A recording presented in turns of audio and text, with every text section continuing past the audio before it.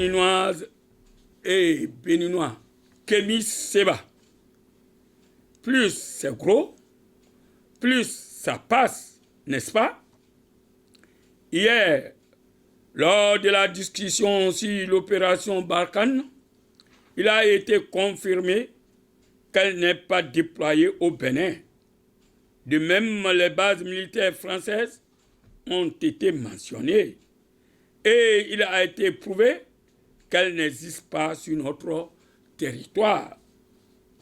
Malgré ces faits, il semble que lorsque vos affirmations sont réfutées, ni vous, ni vos soutiens ne reconnaissez vos erreurs, même pour admettre une possible désinformation de vos sources. Nous avons même offert d'accueillir des journalistes indépendants pour constater la réalité sur le terrain. Un défi que vous n'avez pas relevé. Votre récente allégation concernant la présence des légionnaires français au Bénin soulève des doutes. Serait-il plus crédible à vos yeux car il partage votre origine? Nous vous invitons cette fois à nous accompagner sur le terrain pour les présenter afin de dissiper tout malentendu. Il est regrettable que votre activisme, malgré vos convictions souverainistes et patriotiques, semble davantage nuire à l'image et à la stabilité du Bénin.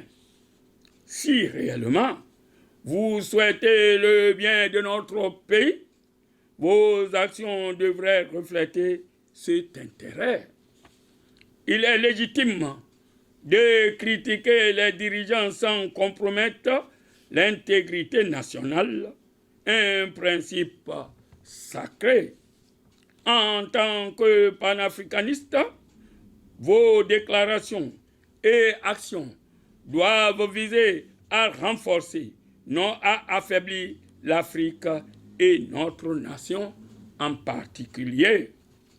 Vos positions radicales vous ont valu une réputation d'activiste controversé.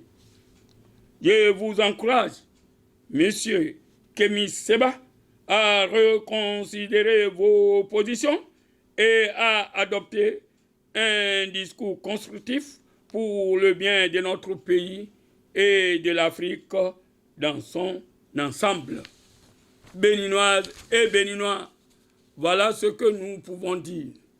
Mais à nous aussi les Béninois, je demande à Dieu le Tout-Puissant, le Tout-Miséricordieux, que s'il ne nous pardonne pas et avoir pitié de nous, nous serons parmi les perdants. Car ce pays a donné à beaucoup de politiciens, des citoyens, a donné beaucoup, mais les Béninois ne veulent rien donner à ce pays.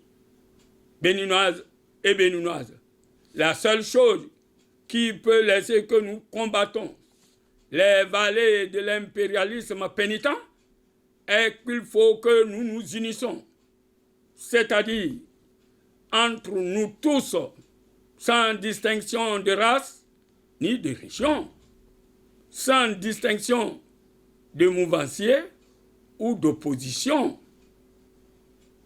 L'unité, la cohésion nationale, l'amour, la paix, la réconciliation. Quant à nous autres, religieux, nous allons continuer à prier. Malgré que les politiciens disent chaque fois et toutes les fois, qu'est-ce qui regarde les religieux dans la politique? Moi, j'ai parlé et j'attends, je dis bien j'attends, le premier politicien qui va me dire qu'est-ce que... il ne faut pas qu'il dise les religieux. Qu'est-ce que l'imam Moutouakil a dit dans cette chose? Et il me verra sur son chemin. Car le pays nous appartient. la paix, la sécurité du pays nous concerne.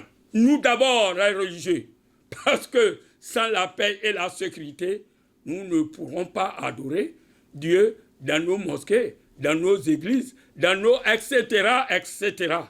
Donc on doit avoir la crainte de Dieu. Ainsi donc, j'invite les gouvernants et les gouvernés et le peuple béninois tout entier qu'on se mette ensemble, se pardonner pour construire ce pays dans la paix, dans l'amour, dans la fraternité, dans la justice, dans l'équité et dans la transparence pour balayer la route aux ennemis intérieurs et extérieurs. Je vous remercie.